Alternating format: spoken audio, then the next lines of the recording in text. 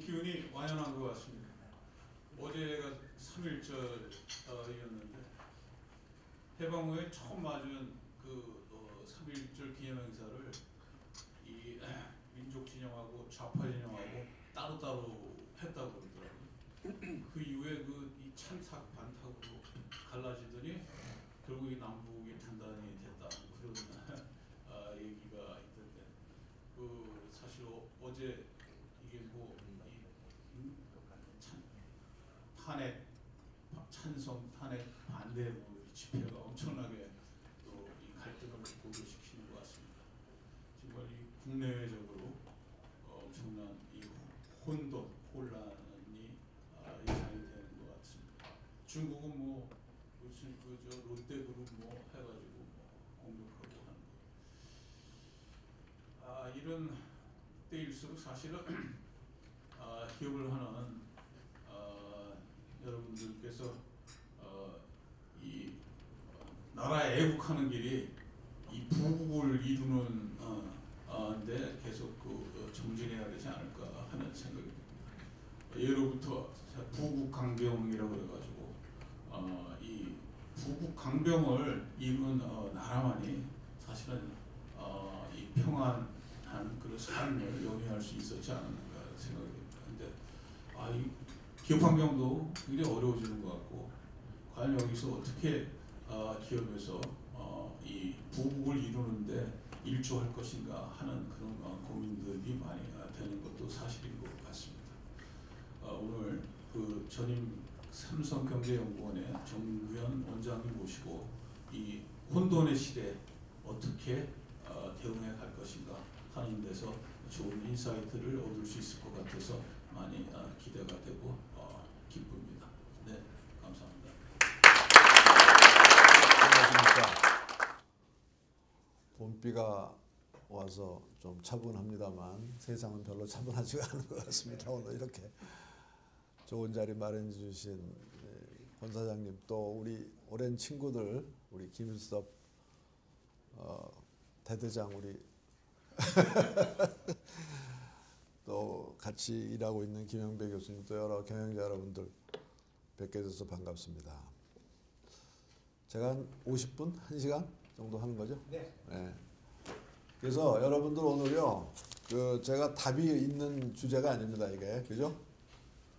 제가 왜 이 주제를 잡았냐면은 이 세상이 하도 혼돈스러워가지고 도대체 이놈의 혼돈이 이게 왜 이런 혼돈이 왔나 이런 고민을 좀 했습니다. 그래서 제가 오늘 여러분들한테 말씀드릴 것은 답을 말씀드리는 게 아니고, 말하자면 그 세상의 이 대혼돈의 현상을 제가 100% 잘 설명할 수는 없고, 또 이제 앞으로 변화는 지금 이제 시작인 것 같습니다. 지금이 변화가. 그래서 앞으로는 더욱더 모르죠. 근데 지금 현재도 모르고 앞으로도 잘 모르는데, 그런 말 들어보셨죠?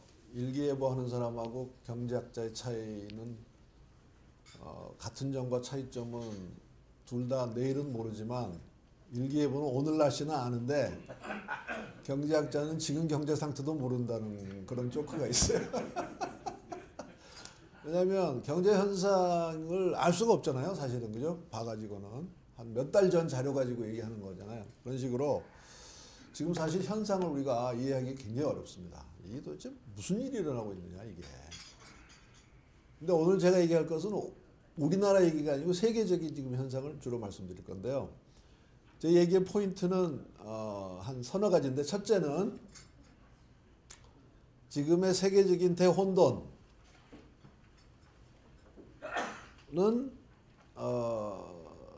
이렇게 역사적으로 이렇게 큰 전환점이 언제 있었냐면 90년에 있었거든요. 1990년.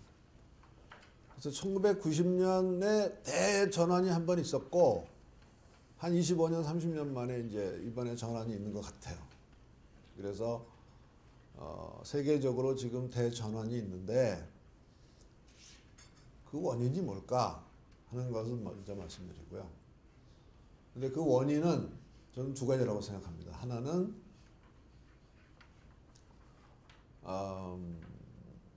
미국을 포함해서 특히 이제 미국인데 미국이 소득 불균등이 1980년부터 계속 악화되어 왔습니다. 그래서 그 소득 불균등 악화가 트럼프 현상의 배경에 있다고 보고 따라서 트럼프란 사람이 대통령이 이제 뭐 관두더라도 임기를 4년 할지 8년 할지 아니면 그 전에 관둘지 모르지만 이 근본 원인은 계속 남아 있을 것 같다는 거고요. 두 번째는 이제 중국의 성장으로 인한 세계 패권의 경쟁. 그 두 가지가 이 지금 큰 지금 혼돈의 핵심 원인이라고 저는 생각합니다. 그러고 나서는 이제 그러면 미래를 보면은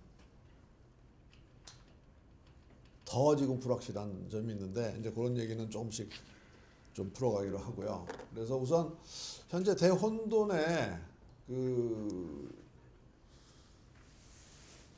증거를 한 5가지 정도 제가 먼저 제시하고 싶은데요.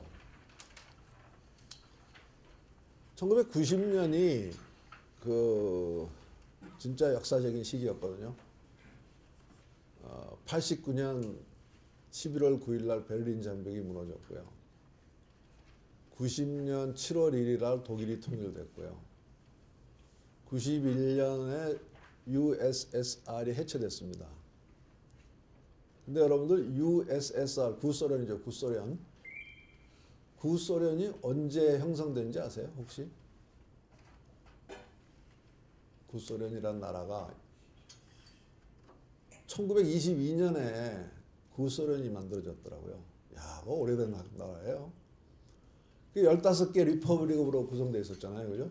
근데 구소련이 해체되면서 15개 나라가 됐죠.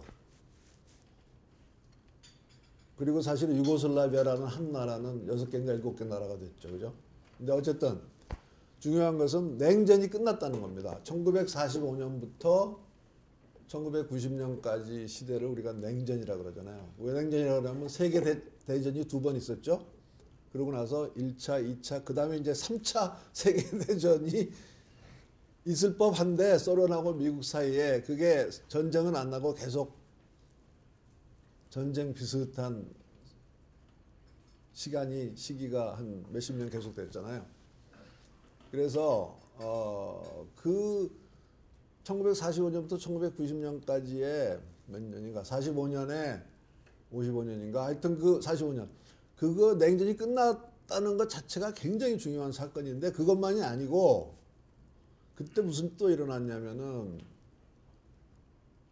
유로피안 유니언이 지금 EU죠. 그죠? 그게 단일 시장이 92년에 완성됐고 92년에 99년부터 단일 통화하기로 합의한 마스트리트 조약이라는 게 92년에 체결됐고 93년에 우루과이 라운드가 타결돼서 94년부터 WTO가 생겼고 나프타도 그때 타결됐고 근데 세계적으로 그런 변화만 있었냐면 한국은 더 했죠. 그죠? 87년에 민주화, 88년에 올림픽, 89년에 처음으로 우리나라가 여행 자유화, 무역 자유화. 사실은 생각해 보면 1987년부터 지금까지 30년, 그죠? 금년까지.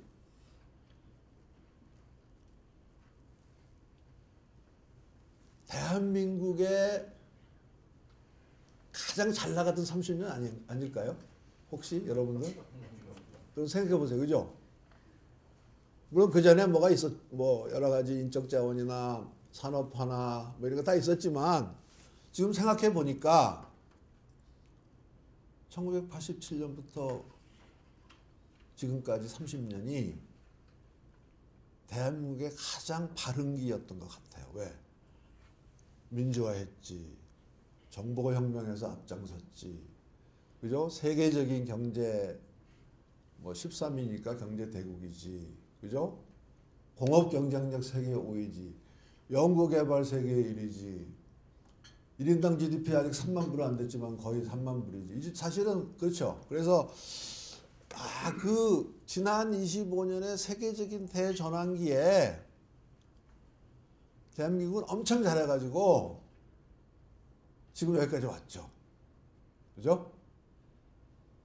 그런 의미에서는 지난 30년을 여기 계신 분들은 대부분 다 사셨잖아요. 그래서 지난 30년 사신 것만으로도 야, 우리는 복 받은 사람들이다. 아, 진짜 그렇게 생각해야 되죠. 생각을 해보세요. 예를 들면 우리가 1910년에 났다 생각해 보세요.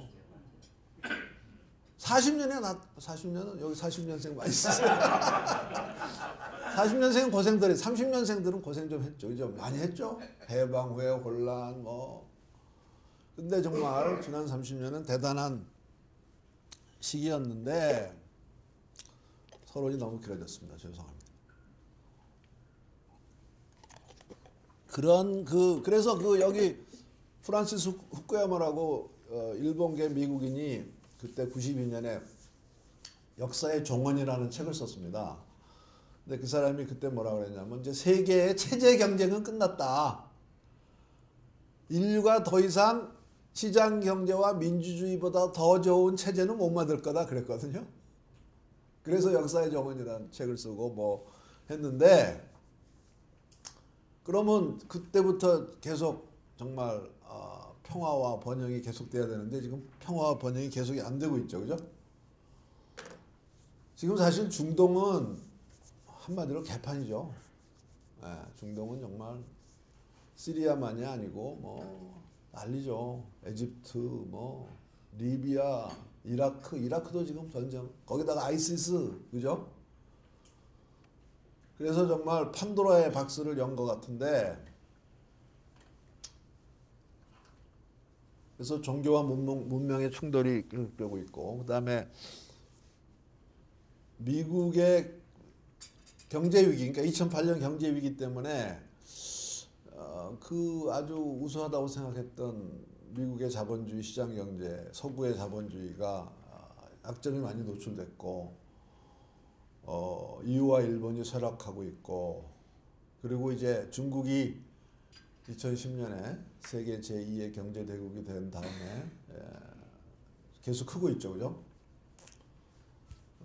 그래서 지금 이제 중국이 미국에 지금 가장 도전할 수 있는 나라가 하나가 됐습니다. 그래서 과연 역사의 종언이고 시장 경제와 민주주의가 인류가 발견한 가장 훌륭한 제도인지 그런 것 같긴 해요, 아직도. 그런데 하여튼 거기에 대해서 지금 상당히 이제 혼란스럽고, 그 다음에 이 영국이 작년 6월에 그 EU에서 탈퇴하겠다고 했는데, 이 지금 이 유로피안 유니언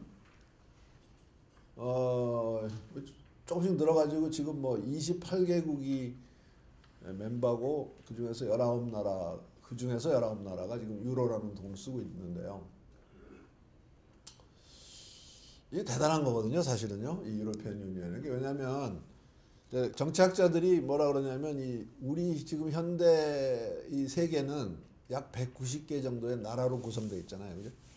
그래서 이 세계가 이렇게 나라로 구성된 이 네이션 스테이트 중심의 세계 질서의 역사는 정치학자들은 우리가 피스 오브 웨스트팔리아라고 영어로 그러는데 베스트팔렌 평화조약이라고 1648년에 30년 전쟁 끝나고 있었던 조약이 네이션 스테이트라는 것을 디파인해. 그 네이션 스테이트라는 건 뭐냐면 주권을 가진 나라. 근데 주권을 가진 나라는 규모가 크든 작든 똑같은 동등한 대우를 해준다는 거거든요, 기본이. 그러니까 유엔을 보시면 물론 힘센 나라 5개는 안보리에서 거부권이 있지만 나머지 190개국은 한 표씩이잖아요. 그죠? 그런 식으로 전 세계의 기본 구성 단위가 네이션 스테이트라는 국가다라는 것이 처음으로 국제적으로 정리된 그 시점을 1648년에 베스트팔렌 평화조약이라고 그러고, 그것을 이제 국제법의 출발이라고 보는 것 같습니다. 근데 그 네이션 스테이트가 20세기 들어와서 약해졌거든요. 그리고 다국적 기업이 생기고, 그 다음에 이제 네이션 스테이트를 뛰어넘는 초국가 연방이라는 게 유럽 공동체잖아요. 그죠? 그래서 1957년부터 시작을 해가지고 정말 지난 60년 동안 정말 대장정을 한 겁니다. 57년부터 지금까지 60년 동안 처음에는 6나라가 경제 소위 관세동맹으로 시작을 했지만 92년에 단일시장을 완성하고 99년에 유로를 도입을 하고 2년 동안의 실험을 거쳐서 2001년부터 유로가 채택이 되고 해서 굉장한 걸 했는데 이제 그리스 재정위기가 났고 그리고 영국이 지금 탈퇴하겠다고. 근데 뭐 한 일주일 전에 토니 블레어 전 영국 수상이 그 아주 영국 국민들한테 눈물 어린 호소를 했습니다. 제발 브렉시트 하지 말자. 다시 폐기하자. 브렉시트 잘못된 거니까 이거는 정말 잘못된 거다. 그렇다고 했는데 그렇게 안 될 것 같아요. 지금 그냥 할 것 같습니다. 그래서 브렉시트와 트럼프 이 현상이 결국은 연결된 거죠. 그죠? 근데 그 브렉시트와 트럼프 현상의 원인은 두 가지죠. 하나는 서민층이 느끼는 박탈감. 그러니까 영국이나 특히 미국의 경우에 백인 서민층이 느끼는 박탈감. 두 번째는 이민의 자유로 인한 또 그 사람들이 느끼는 위협. 이제 특히 유럽이 그렇습니다. 유럽은 지금 중동에서 시리아에서만 뭐 100만 명 이상이 지금 계속 넘어가고 있으니까 그래서 그 두 가지가 결국은 브렉시트와 트럼프 현상을 가져온 원인인데 그것의 배경은 좀 이따 말씀드리겠습니다만 그건 소득 분배 약화다 이렇게 이제 보는 거고요. 세 번째는 지금 이제 2008년 금융위기 나고 세계 경제 침체가 지금 9년째 계속되고 있습니다. 이 그림에서는 그렇게 나빠 보이진 않는데 괜찮아 보이는데 사실은 9년째 계속되고 있고 문제는 뭐냐면 그 2008년에 세계 대불황이 온 다음에 각국이 특히 선진국들이 재정 가지고 지금 공황을 넘기는 거잖아요. 그죠? 재정 가지고. 그래가지고 국가 부채가 한 30%씩 늘었거든요. OECD 국가 거의 대부분이. 우리나라는 아니지만. 그래서 이제 재정을 가지고 더 경기 부양하기도 힘들고. 근데 이 세계 경기 장기 침체 이론의 핵심은 금리가 더 이상 작동하지 않는다는 겁니다. 금리가. 그래서 이제 기술적으로 세계 경제 장기 침체를 define 어떻게 하냐면 통화 정책의 무력화다. 그럼 왜 통화 정책이 무력화됐냐? 제로 금리가 됐음에도 불구하고 그죠? 제로 금리가 된 지 지금 8년 됐잖아요. 제로 금리가 더 이상 투자를 촉진하지 못하면 그죠? 지금 제로 금리가 8년 됐는데 투자를 촉진하지 못하잖아요. 그럼 어떻게 돼요? 그거 가지고 모자라서 소위 양적 완화라 그래가지고 금리는 제로로 했는데도 투자가 촉진이 안 되니까 미국의 중앙은행, 일본의 중앙은행, 유로피안 유니언의 ECB가 센트럴 뱅크가 계속 양적 완화라는 거 했잖아요. 그죠? 돈을 계속 푼 거죠. 국채를 계속 사줘가지고 돈을 푼 거거든요. 그게 양적 완화거든요. 그러니까 제로 금리로도 모자라서 양적 완화까지 했는데도 불구하고 투자가 안 일어난다. 그래서 이제 기술적으로 말하면 뭐 자연금리가 이제 그렇다고 하는 얘기를 하는데 어쨌든 그렇게 됐고 2012년부터 세계 교역률이 지금 그 전에는 교역 생산 탄성치라는 것은 뭐냐면 그 전에는 세계 GDP 증가율이 4%면 교역 증가율이 한 8%쯤 됐거든요. 한 거의 2배. 근데 지금 2012년부터 1이 됐습니다. 1. 그러니까 세계 교역 생산량이 세계 생산 GDP 증가율과 세계 교역량, 교역량 가격이 아니고 교역량 증가율이 거의 같아졌습니다. 그래서 세계 교역이 굉장히 둔화됐습니다. 그래서 이제 세계 경제 장기 침체 가설을 뭐 그 미국 재무장관이던 레리 서머스 같은 사람이 주장을 하고 있는데 이거에 대해서는 좀 양론이 있습니다만 진짜 그런 거냐 아니냐. 어쨌든 이거의 설명은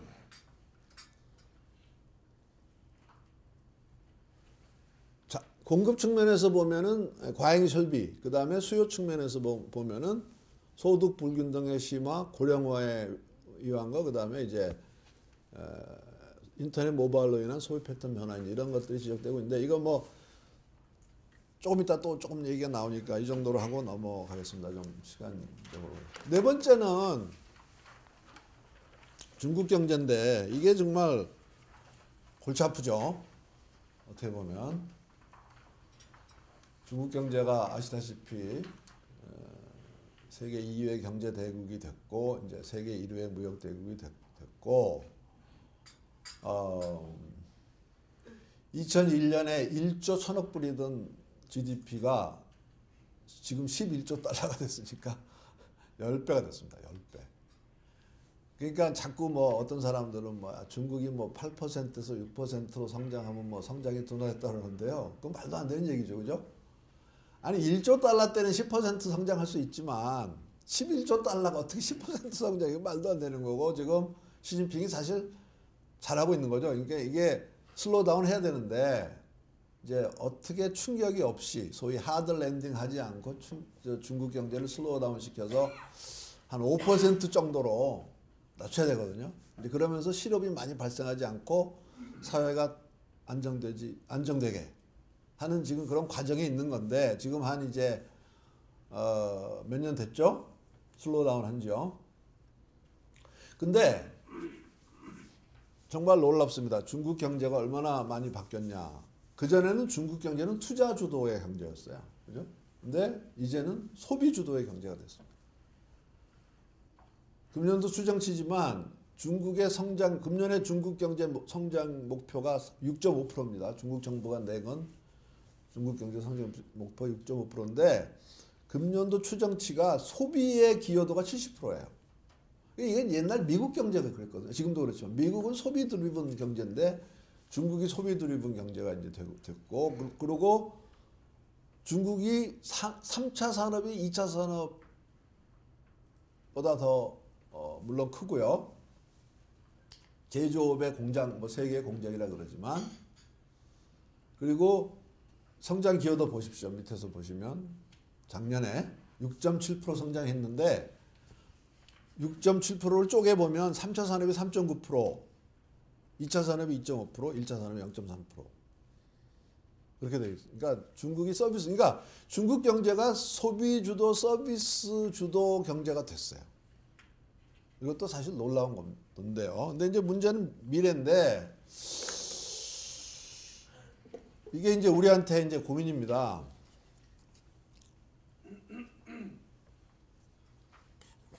(2000년대) 초에 그 미국 국방성에서 중국 경제 전망을 할 때 그 most optimistic scenario 해가지고요.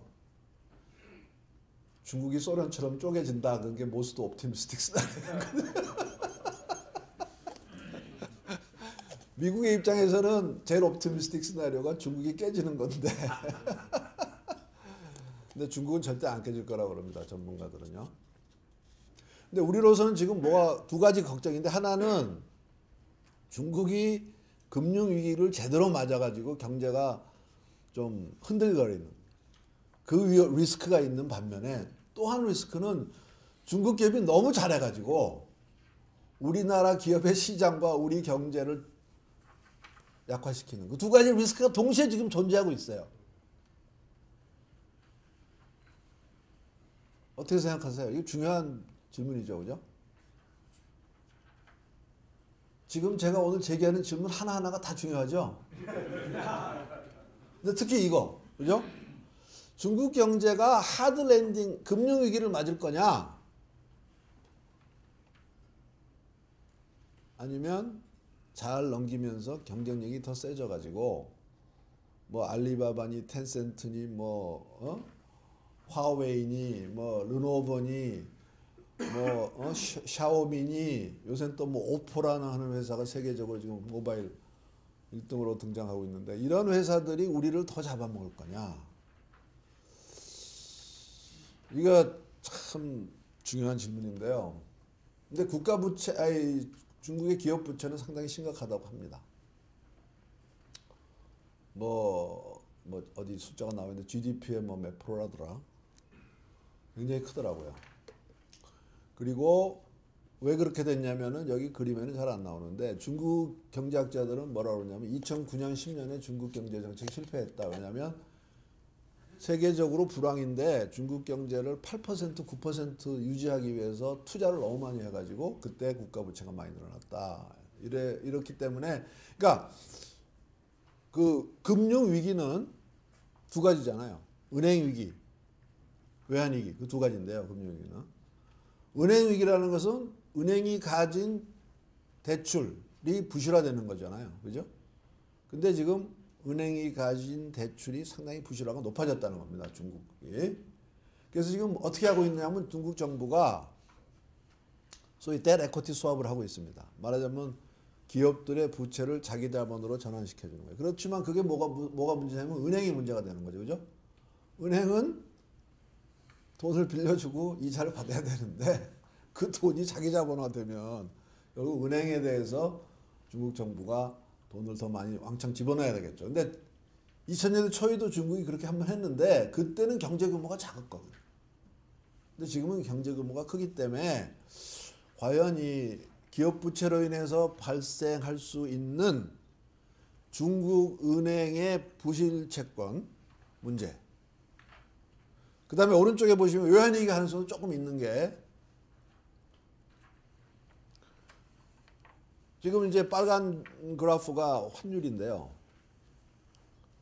이건 이제 장기간에 걸쳐서 보여주기 때문에 그렇지만은 이제 지금 중국에서 약간 그 자본 도피 현상이 나타나고 있잖아요. 그죠? 그래가지고 자꾸 돈이 빠져나가서 지금 외환 보유고가 한때 3.8조 달러까지 갔다가 지금 이제 3조 달러로 떨어졌다고 그럽니다. 여기 지금 까만 그래프가 그건데요. 많이 좀 줄었죠, 그죠? 오른쪽으로 많이 내려왔죠. 근데 중국이 더 이상의 그 자본 도피를 막으려고 지금 굉장히 외환 관리를 타이트하게 하고 있음에도 불구하고 중국의 부자들이 돈을 자꾸 빼내고 있다는 거죠. 그래서 중국이 은행위기와 외환위기 가능성도 있고 또 한편으로는 기업들의 경쟁력이 점점 높아지는 것도 있고 그렇습니다. 자, 그 다음에 우리나라.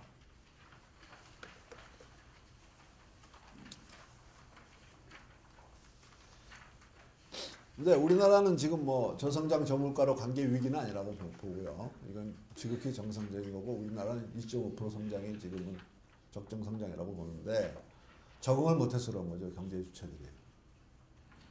지금 우리나라는 뭐가 문제냐면 선생님이 없어졌어요. 그죠? 우리나라는 뭡니까? 지금까지는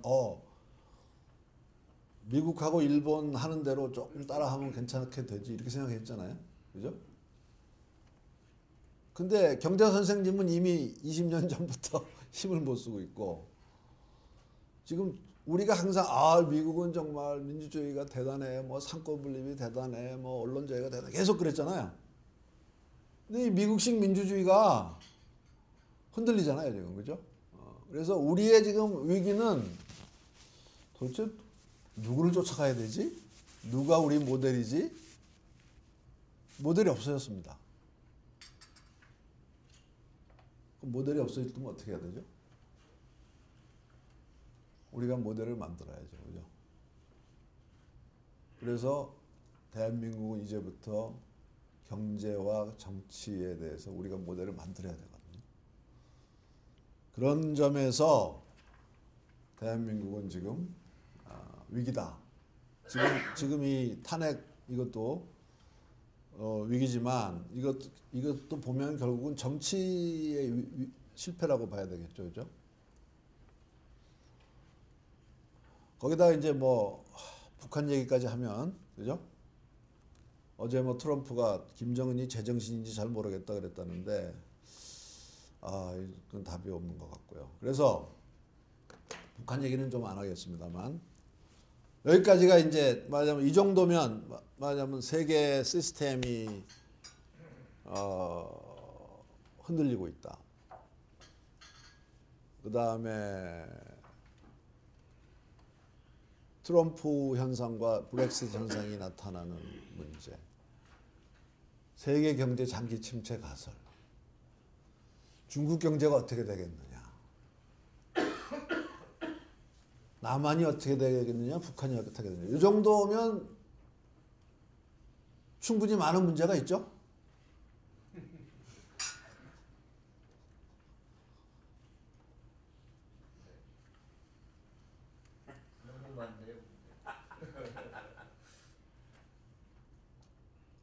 그래서 이거 외에도 뭐 있는데, 그래서 이제 이게 도대체 왜 잘 나가는 것 같았는데 세계가 왜 이렇게 대혼돈이 왔나?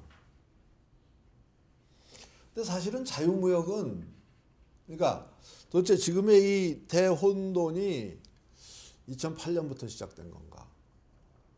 2001년 9.11 사태 때문에 시작된 건가? 아니면 중국의 WTO, 이게 2001년이 두 가지, 중국의 WTO 가입하고 9.11 사태가, 테러가 있었죠. 그죠? 91년 아까 그 역사적인 대전환부터 시작된 건가? 1980년부터. 도대체 이 대혼란의 뿌리가 뭐냐? 대혼돈의 뿌리가 뭐냐? 글쎄 이제 여러분들이 판단하셔야 되겠지만, 이제 제가 생각하기에는 그 자유무역의 태보는 이미 2000년부터 시작됐습니다. 그 도하 라운드가 그때부터 스톱됐죠. 그죠? 그래서 이런 것들을 보면 아까 제가 잠깐 이 트럼프 현상의 배경이 백인 서민층의 미국의 서민층, 미국의 서민층, 백인 고졸. 이게 재밌죠? 왜 고졸이라고 또 썼나? 백인 고졸과 백인 대졸의 수명 차이가 8살이에요. 8살. 네? 믿어지세요? 우리나라는 고졸과 대졸의 수명 차이가 있을까요? 없을 것 같아요. 근데 여러분들 디즈니랜드 한번 제가 언젠가 몇 년 전에요. 플로리다 디즈니랜드에 이렇게 갔는데 마침 그 회의가 있고 오후에 이렇게 들어갔습니다. 디즈니랜드. 그러니까 이제 사람들이 쫙 나오는데요. 와, 다들 이렇게 뚱뚱한 사람들. 반 이상이. 그러니까 미국의 비만이 엄청 심하잖아요. 그죠? 이게 고졸 수명이 짧은 게 비만 때문에 그런 거거든요. 맨날 햄버거하고 콜라만 마시니까. 들어가 보니까 콜라 무제한이더라고요. 우리나라도 요새 무제한이죠. 이만한 거 주고, 그죠? 종이컵. 무제한이죠. 계속 마셔야 되고, 정크푸드만 먹고. 근데, 생각을 해보세요. 백인 고졸이라고 여기 쓰긴 했지만, 그 사람들이 자기 주인이라고 생각하잖아요. 미국에. 그죠? 우리가 미국의 주인이다. 근데, 뭐가 주인이냐 도대체? 우리 일자리도 줄어들고 급여도 안 오르고 우리 일자리는 중국으로 가서 중국이 저렇게 잘 살게 되고 내 국내에 그나마 있는 일자리도 또 멕시코에서 올라온 놈들이 다 뺏어가는 것 같고 그래서 이 사람들이 느끼는 좌절감과 분노, 이 분노입니다. 분노. 세계적으로 지금 분노가 폭발하고 있는 겁니다. 이 시위도 약간 그런 것 같아요. 우리나라 시위도 분노. 근데 우리나라 시위는 분노와 축제 분위기가 반반 섞여 있는 것 같아요. 동창들이 모여서 즐겁게 막 만나고 이런 것들이 많이 있는 것 같아요. 그래서 우리는 그래도 좀 희망적인데 그래서 이렇게 보면 미국의 소득 분배가 80년경부터 악화됐다고 합니다. 여러 가지 놀라운 통계들이 많이 있는데 제가 예를 들면 하나 보면은 미국 대졸자의 시간당 급여가 2000년에서 2010년 사이에 감소했다 그래요. 감소. 그런데 그 중에 남자는 거의 감소 안 했는데 여자가 이렇게 많이 감소했어요. 이거 희한하죠? 여자 근로자들은 소득이 18불에서 15불로 거의 3불이나 감소. 그 트럼프가 나온 후에 지금 여성 시위가 좀 많아졌죠, 미국에. 그 다음에 노동이 결국은 이 산업사회는 그 소득을 자본하고 노동이 얼마나 가져가느냐 그 싸움이 계속되는 건데 미국의 경우에 중산층 소득이 줄었더라고요, 총소득에서. 그리고 하여튼 여러 가지 지표를 보면 이 라힌이라는 사람 책 쓴 거 보면은 미국의 생산성 증가하고 급여 증가가 계속 같이 가다가 80년부터 벌어져 가지고요. 지금은 이제 생산성 증가는 2.5배 늘어났는데 소득은 1배밖에 안 늘어났다 이런 통계가 나오고 있거든요. 그래서 이 사람은 좌파니까 라힌은 어느 민주당 대통령 때 노동부 장관 하던 좌파이기 때문에 이 사람은 이제 주주우대주의, 자유무역, 노조의 상대적인 약화 이게 이제 원인이라고 보고 있습니다. 예를 들면 미국 근로자의 노조 가입률이 한때는 거의 27, 8% 가다가 지금은 10%밖에 안 된다는 거죠. 그러면서 노조가 힘이 약해지면서 노동의 쉐어가 줄어들었다 이렇게 이제 그 사람은 주장하는 거고. 근데 이제 이걸 한번 보시면요, 지니 개수, 이제 소득 분배를 나타내는 가장 라프한 그 숫자인데, 뭐 이 그림은 거의 같아 보입니다만은 이게 그 시장 소득이라는 게 이제 우리가 보통 그 월급 받는 거고 급여고, 요게 이제 세금으로 보전해 주는 거거든요. 그래서 요 차이만큼이 세금의 역할로서 소득 분배를 약화시켜주는 또는 개선시키는 그러한 건데, 이 가처분 소득 그 진위 개수도 거의 0.4입니다. 미국이. 그리고 시장 소득 진위 개수는 0.5입니다. 0.5. 유럽의 경우는 0.3 이하입니다. 대부분의 서구 쪽은 이 가처분 소득 시장 진위 개수가, 거기도 시장 소득 진위 개수는 높습니다. 높은데 세금을 가지고 복지 가지고 조정해 줘 가지고 이제 내려가는 거거든요. 근데 이 진위 개수가 0.5는 폭동이라는 수준이라고 보통 우리가 말합니다. 폭동. 중국의 경우에 지금 0.5가 넘는다 그러죠. 그래서 세계 2대 강국인 미국과 중국이 모두 소득 불평등이 하도 심해서 폭동이 일어나기 직전이다. 그건 그런 겁니다, 지금 얘기가. 그래서 그러면 도대체 그러니까 제 지금 이제 하나의 그 가설입니다. 가설. 오늘의 가설은 세계가 지금 이렇게 대혼돈에 들어있는 것처럼 보이는 이유는 80년대 초부터 싹튼 여러 가지 일 때문에 그렇다고 지금 제가 주장하는 겁니다. 그러면 80년대 초 이후에 무슨 일이 일어났냐? 아까 라힌은 뭐 다른 얘기를 했지만 제가 볼 때는 정보혁명이 났고, 이 정보혁명이 이 생산 분업을 촉진시켰습니다. 여러분 생각해 보세요. 그죠? 무역하시는 분들. 옛날 80년대 전에는 무역할 때 커뮤니케이션을 어떻게 했죠? 텔렉스로 했죠. 그죠? 그죠? 한글도 영어로 이렇게 해가지고 뭐 이렇게 하고 그러네. 근데 그때는 왔다 갔다 하는 정보가 이만큼밖에 없었잖아요. 그죠? 그러다가 팩스가 나와서 그림이 왔다 갔다 하다가 그 다음에 이제 인터넷이 나와가지고 지금은 뭐 온갖 정보가 다 가잖아요. 그죠?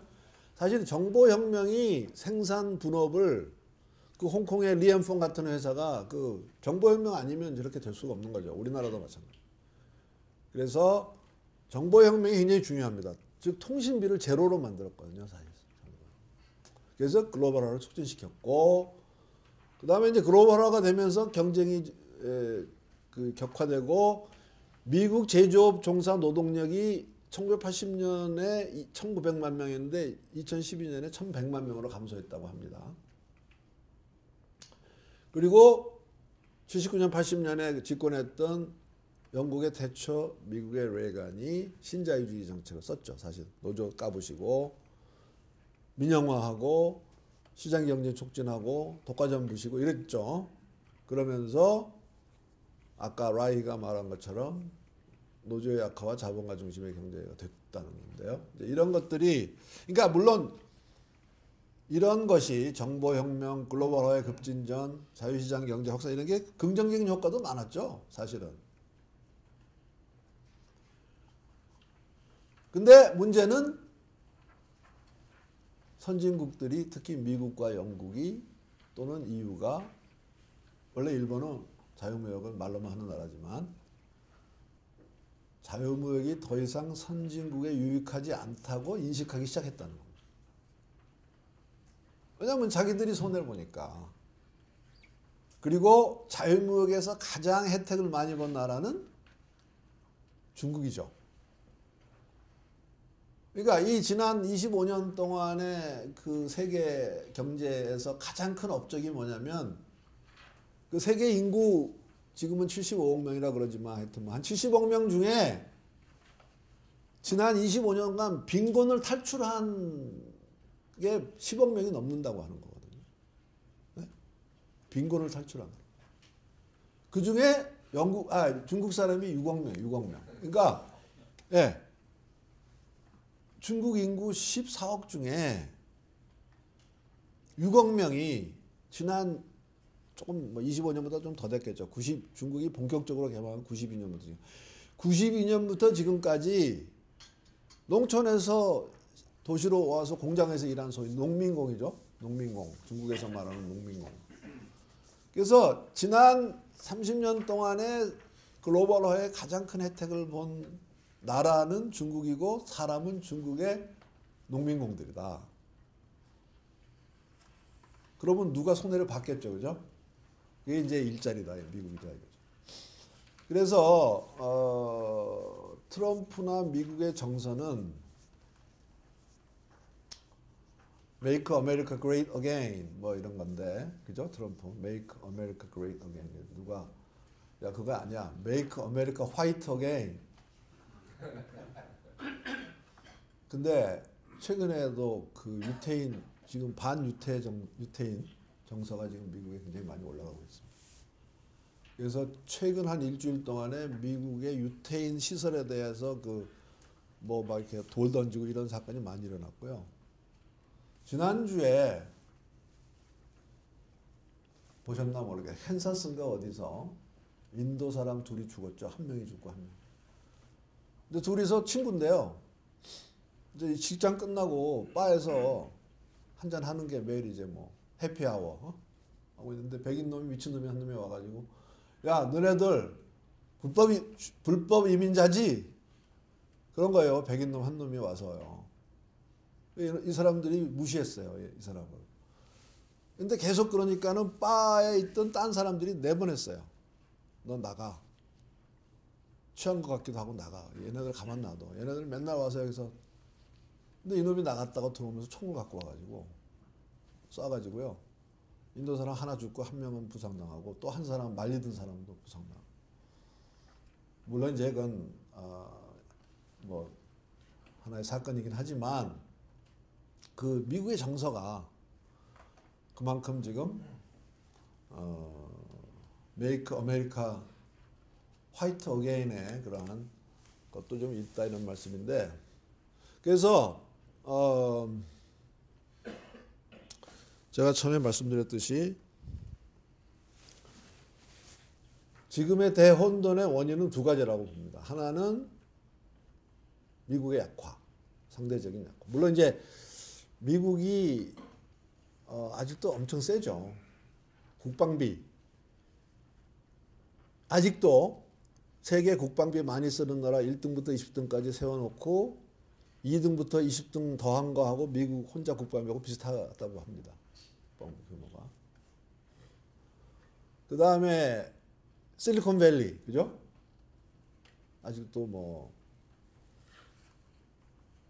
가파가 다 잡고 있고 팽이라고 그러지만 또 미국의 대학의 경쟁력 거기다가 미국이 그 셰일 가스가 나왔잖아요. 그래가지고 에너지 자립이 됐죠. 전기료가 엄청 싸졌죠. 그래서 미국이 그래도 선진국 세 지역 중에 유로피안 유니언, 일본, 미국이 아직도 잘 나가긴 하지만 상대적인 거니까 결국 이제 미국이 느끼는 약화되고 있다. 뭐 미국이 지금 난리죠. 세계 경제를 뭐 공부하는 사람들은 그러니까 세계 경제의 세계 경제라는 게 이제 산업화한 지는 한 200년도 아직 안 됐거든요, 사실은. 2차 산업혁명을 우리가 1870년부터로 보거든요. 그러면 150년밖에 안 됐잖아요, 그죠? 150. 근데 그 150년이라는 그 전에 인류 역사는 뭐 그 성장이나 이런 요즘 같은 잣대로 보면은 거의 뭐 없었거든요, 성장이. 그래서 지난 150년의 성장, 산업화, 도시화, 모든 변화가 우리가 지금 사는 이 라이프 스타일이 이 지금 도시의 생활이 다 지난 150년 동안 일어난 일이거든요. 근데 지난 150년 동안의 이런 기간 중에 가장 불행했던 기간을 언제로 보냐면 1914년부터 1945년으로 보거든요. 그러면 1914년부터 1945년까지 30년인가? 무슨 일이 일어났냐?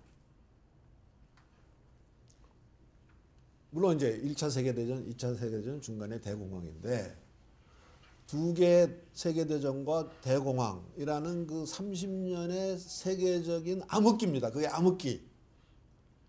그래서 그 30년을 뺀 그 전 45년을 우리가 1차 글로벌화 시기라고 부르고 2차 세계대전이 끝나고 그 유럽과 특히 독일, 유럽과 일본이 전쟁에 패해서 복구가 돼서 다시 경제가 정상적으로 돌아간 1960년부터 지금까지를 제2차 글로벌화 시기라고 부르는데 그렇게 보면은 지난 150년의 세계 역사는 그 30년이라는 암흑기를 빼고는 계속해서 글로벌화가 진행된 아주 평화와 번영이 지배한 시기죠. 그죠? 근데 그 30년이 왜 그런 일이 일어났냐 하는 것을 리더십의 약화라고 보는 사람이 있습니다. 뭐 킨들버거라는 사람인데 그 사람이 이제 뭐라 그러냐면 왜 그 암흑기가 있었냐면 미국이 이미 1870 몇 년에 세계 1위의 경제대국이 됐는데 미국이 고립주의, 뭐 몰로주의 해가지고 리더십 역할을 안 했습니다. 1차 세계대전에서도 미국이 안 했죠. 처음에 참전을. 그죠? 그리고 그 후에 생긴 리그 오브 네이션에도 참여 안 했습니다.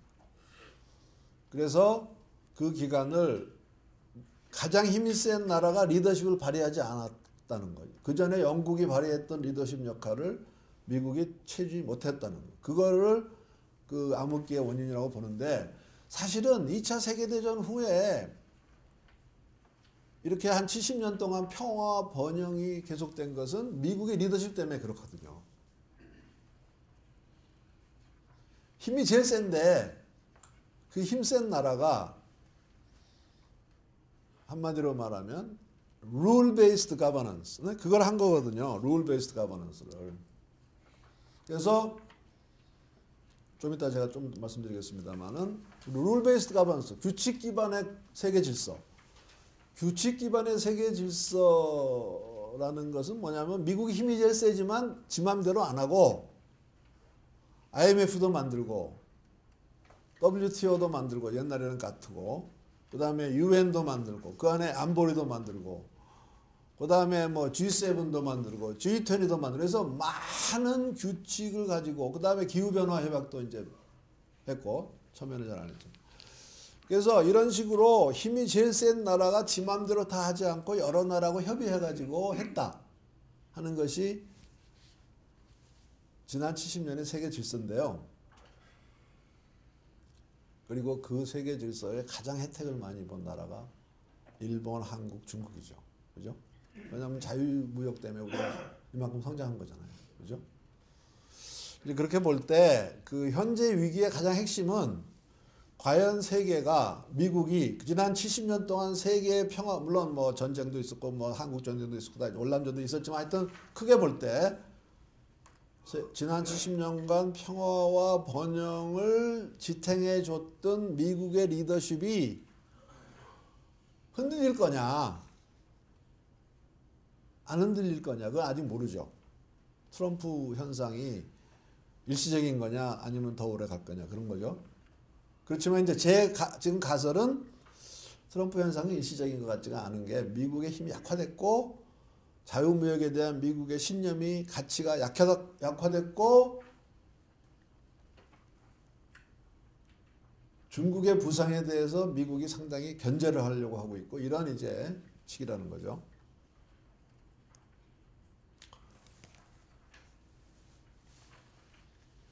몇 시까지 해야 되죠?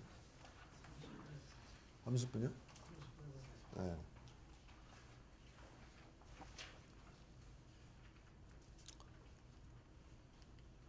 뭐 그만해도 될 것 같아요. 하도 얘기를 많이 해요. 그리고 여러분들이 의견을 좀 들었으면 좋겠어요. 어떻게 생각하시는지. 그렇지만 이제 지금부터 미래 얘기를 해야 되기 때문에 미래 얘기를 안 할 수는 없죠, 그죠? 자, 그래서 이제 지금 충분히 혼란스러운데 이제 앞으로 2030년까지 한번 생각해 보시죠. 뭐 2030년까지 세계가 어떻게 될까? 2030년까지 세계적인 변화를 가져올 요인이 뭘까? 세 가지를 저는 생각했는데 간단히 이건 넘어가겠습니다. 첫째가 이제 고용 축소형 기술 변화입니다. 지금의 그 제4차 산업혁명의 가장 큰 특징이 일자리를 줄이는 거라고 봅니다. 뭐 여러 가지 뭐 월드 에코노믹 포럼에서도 뭐 5년 사이에 무슨 뭐 일자리가 710만 개 없어질 거라고 그랬고 새로 생기는 것보다 없어지는 게 한 3배쯤, 2배, 3배쯤 된다. 그 다음에 뭐 무슨 옥스퍼드 대학 보고서도 뭐라 그랬는데 이제 이게 뭐 5년 후 얘기가 아니고 지금 당장 얘기죠. 당장 지금 그 최근에 무슨 자료에 보니까는 아마존이요 지금까지는 온라인만 하다가 이제 오프라인 유통을 하려고 그러는데 뭐 아마 우리나라 이마트 같은 그런 그 가게를 열려고 그러나 본데요. 이름이 아마존 고라고 한다는데 이게 그러니까 지금 아마존은 이제 무인 창고는 이미 상당히 많이 실용하고 있잖아요. 근데 무인 점포 그래서 그 마트당 보통 그 정도 필요한 인력이 80명인데 6명으로 줄인다고 그러거든요. 근데 그건 뭐 아마존 얘기는 롯데그룹이 금년에 그 전국에 있는 세븐일레븐 편의점 7,000개인가 8,000개 중에 우선 실험적으로 무인 편의점을 한번 금년에 도입해서 해보겠다고 하거든요.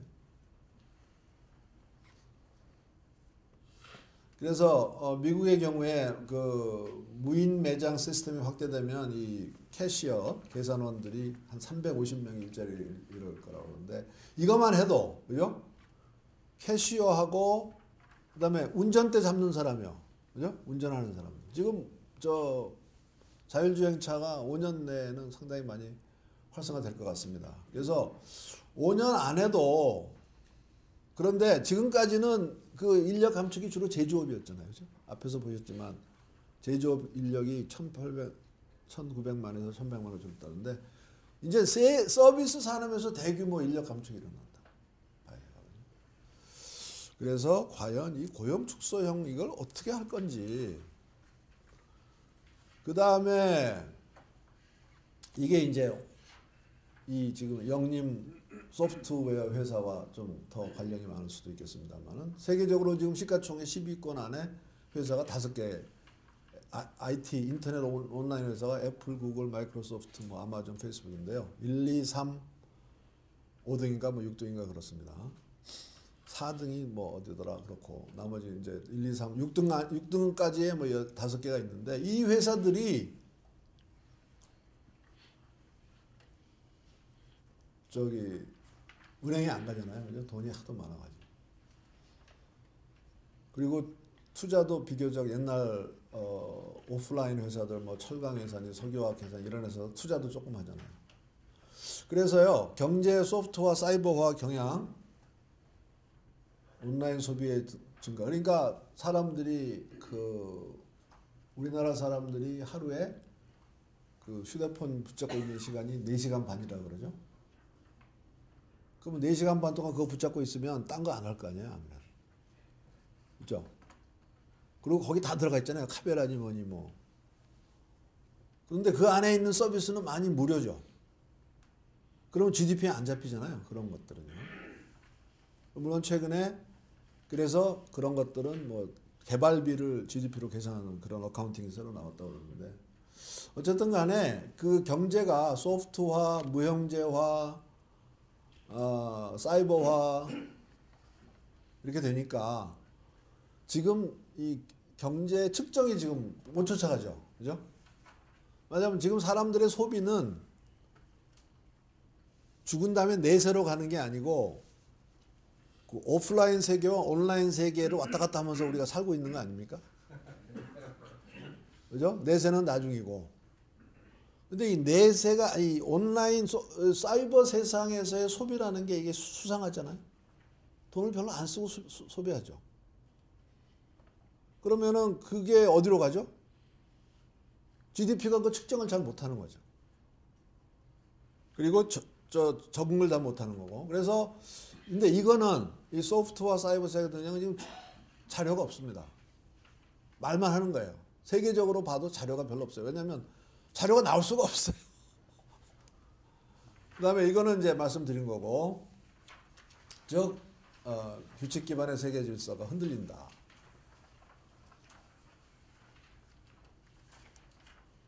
그래서 마지막입니다.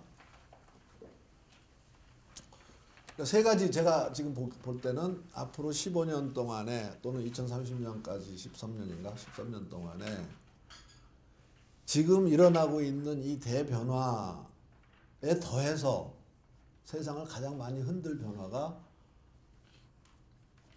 제4차 산업혁명, 그와 관련 있는 거지만 경제 소프트와 세 번째 미국의 리더십을 대체할 수는 없어요. 왜냐하면요. 중국이 미국의 리더십을 대체할 수가 없죠. 여러분들 중국이 요새 하는 걸 보면 저 나라가 세계의 리더가 된다? 왜냐하면 리더가 되려면은 사람들이 본받고 싶어하고 그 제도를 모방하고 싶어하고 가치를 공유하고 싶어야 되거든요. 근데 사드 하나 때문에 무슨 롯데가 무슨 죄가 있습니까? 롯데는 정말 죽을 지경일 것 같아요. 아유, 골프장 내놨다고 롯데를 불매운동을 한다? 저거는 정말 중국의 그 한계인 것 같아요. 중국이 미국을 대체할 수가 없습니다.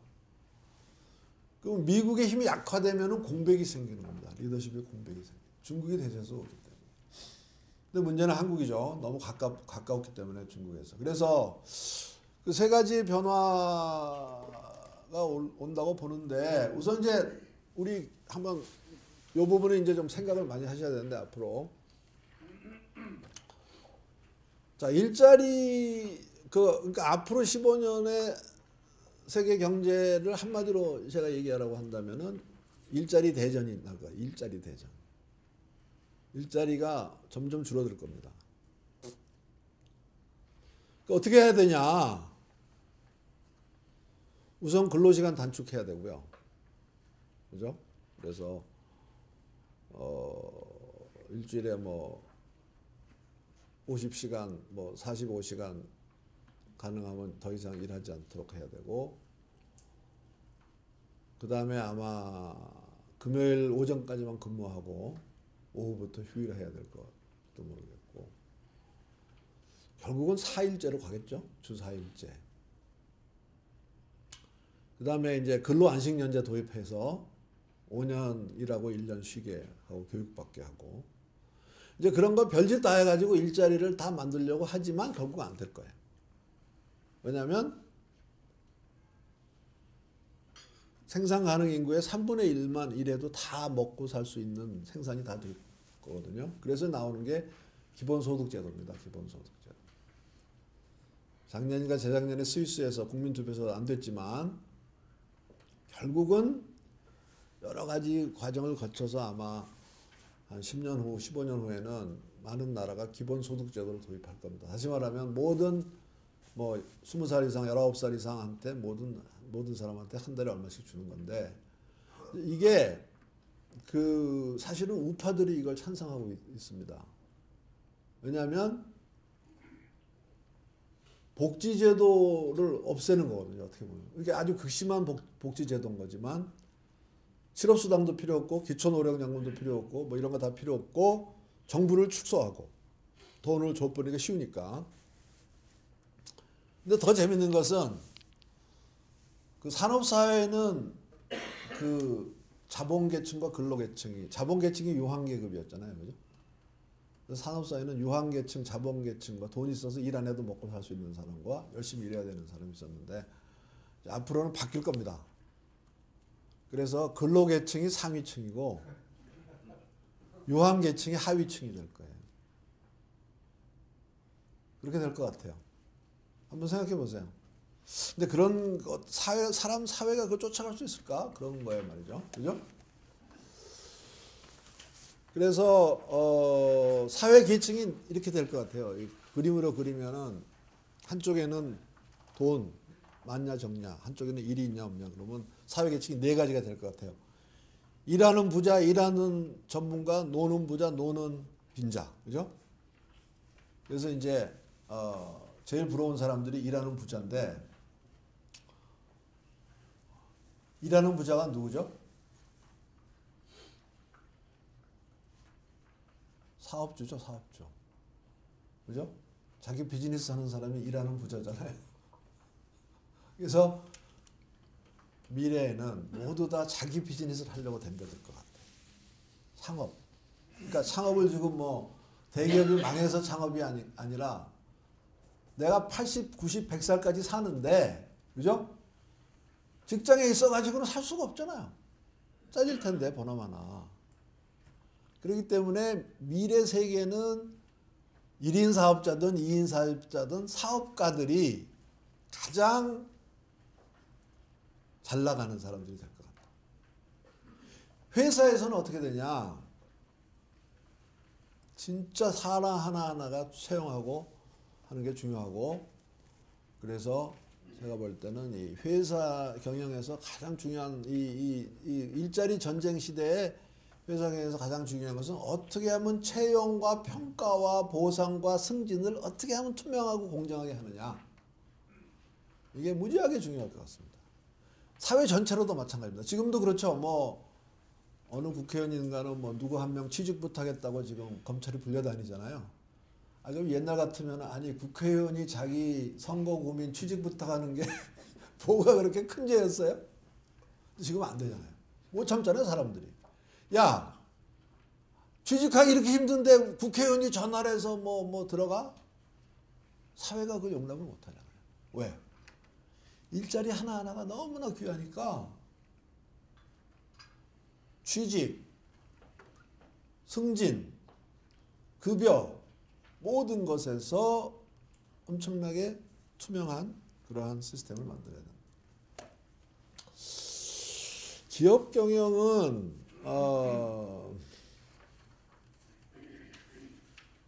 독점이 더 심화된 면도 있는 것 같고요. 왜냐하면 옛날에 그러니까 산업시대의 기업 성공이라는 것은 빨리 규모의 경제를 달성해가지고 진입장벽을 만들어서 못 들어오게 해가지고 거기서 돈 벌어가지고 독점적인 위치를 차지한 거잖아요. 그죠?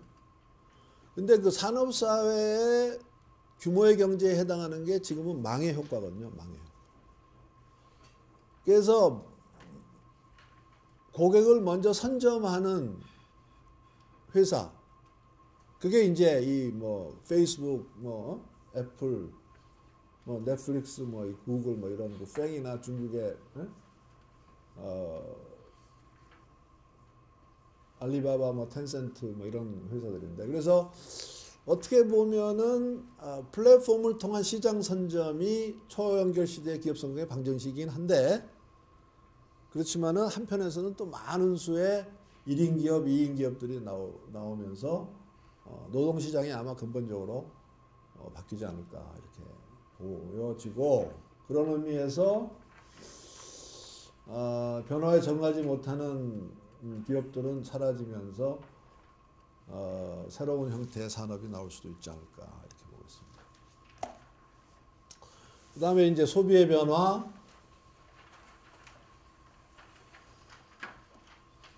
뭐 이건 이미 많이 나타나고 있죠. 뭐 가성비도 그렇지만 뭐 사람들이 그 돈을 많이 아끼지만 또 고급에는 또 과감하게 쓰는 뭐 그런 식의 어떤 패턴도 나오고 있고, 소유하지 않는 경제, 그다음에 무역과 수출의 그 영향, 이런 것들이 있습니다. 그래서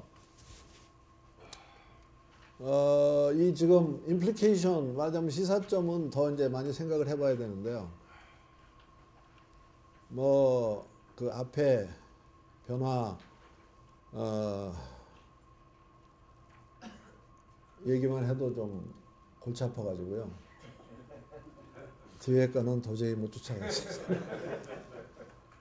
날짜도 촉박하고. 여러분들이 좀 생각해 보시기 바랍니다. 근데 제가 오늘 메시지는 약 25년 전, 30년 전에 세계적인 큰 변화, 전환기가 있었는데 지금이 다시 그런 시기 비스름한 것 같다. 그래서 많은 것들이 앞으로 근본적으로 바뀔 것 같은데 어떻게 바뀔지는 물론 모르는 거고, 그러나 그 바뀌는 동력은 여전히 기술 변화가 중요하고 4차 산업혁명. 그 다음에 이제 제일 걱정스러운 것은 뭐 그것도 좀 걱정스럽지만 더 걱정스러운 것은 이 우리 지난 70년 동안 세계 질서를 유지해온 미국이라는 나라가 좀 흔들리는 것 같이 보이는데, 이게 그냥 일시적으로 흔들리면 좋겠는데 아니면 좀 문제가 심각할 수가 있다. 더군다나 우리는 안보를 미국에 의존하고 있잖아요, 사실. 그죠? 우리나라는 스스로 불행하게도 방해할 수 있는 능력이 없는 나라거든요. 그런데 또 미친 놈이 있고 저기에. 그래서 그것이 상당히 우려스럽다. 3월에 희망이 넘치는 시기에 와서 이런 얘기를. 그래서 죄송합니다. 이상으로 마치겠습니다.